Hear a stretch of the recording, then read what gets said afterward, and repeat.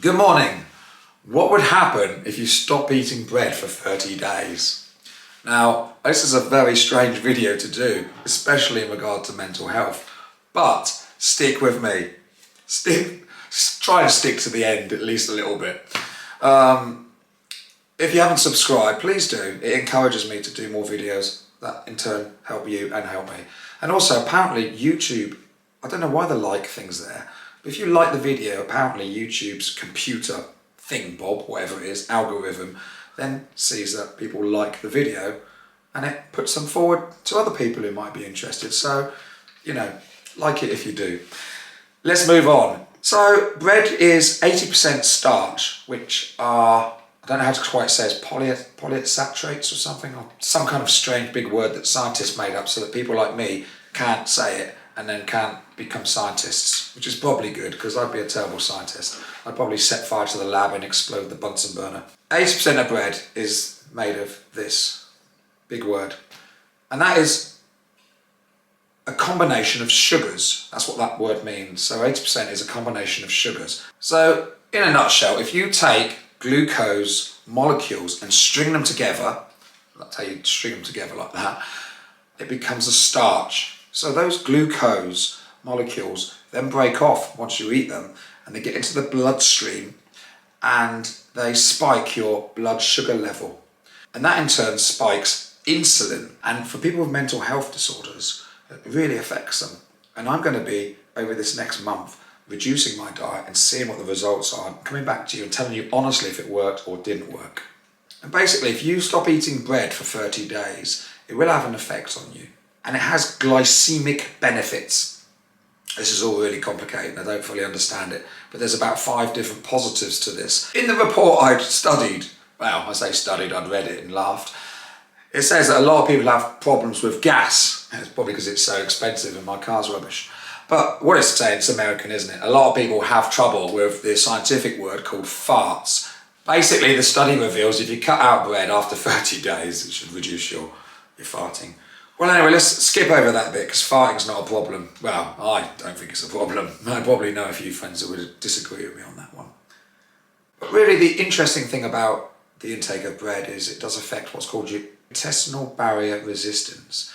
And you probably heard the term celiac. 1% of the population are celiac, apparently. But there's also non-celiac sensitive.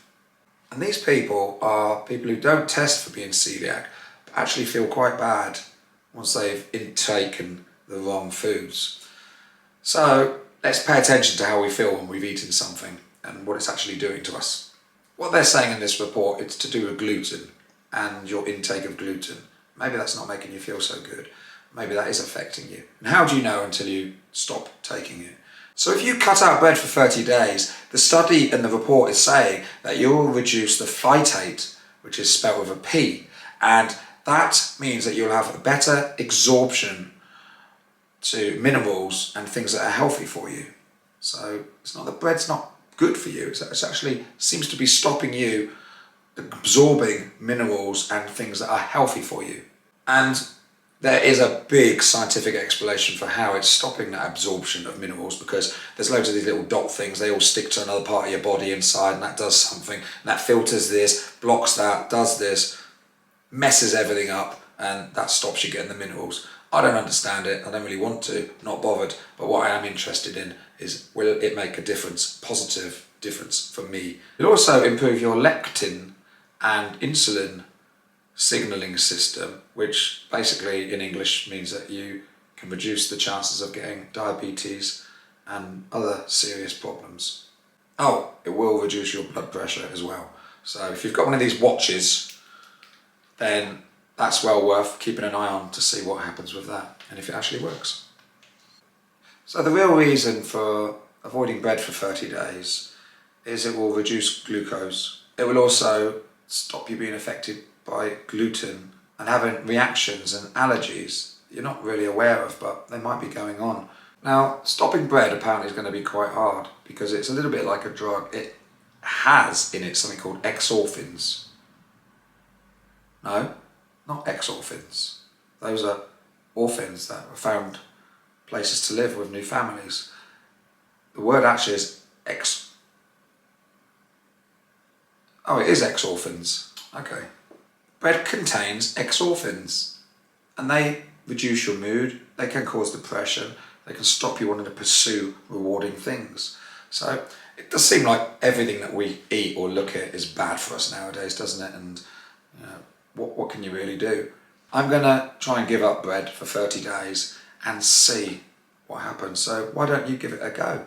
Try it, make a journal, keep some notes, see if it makes a difference. And if it doesn't make a difference, well, you've not lost anything. Or the easier way, watch me over the next 30 days and see if I come back in 30 days and do a video saying that was a load of rubbish. Or it makes a difference, because I'm not going to lie to you. I'm going to be totally honest. In fact, it would be more fun to rubbish it and say that was a load of rubbish. So if it does work, I'm going to be very honest and say it's actually worked and made a difference. I don't know what I'm allowed to eat now. Can't have burgers, can't have bread. I'm allowed water still. Anyway, we'll find other supplements and other things that are healthy, and together we'll find ourselves a enjoyable, fun, delicious, delicious diet that we can still enjoy. That'll alleviate some of our mental health issues. It'd be nice, wouldn't it, not to have so many tics and habits and irrational thoughts and intrusive thoughts and having to keep going back and checking things and question people. And man, I would just love to break free of that, even if it was only 10%, just a slight alleviation of those intrusive bullying problems that I struggle due to the bully that we call mental health, OCD, or whatever you want to label it. So it's been good to do this video, and it's different, but come back in 30 days and see if it's made any difference, because I'm going to do a follow-up video to this. I'll call it part 2. Thank you for taking the time to watch this.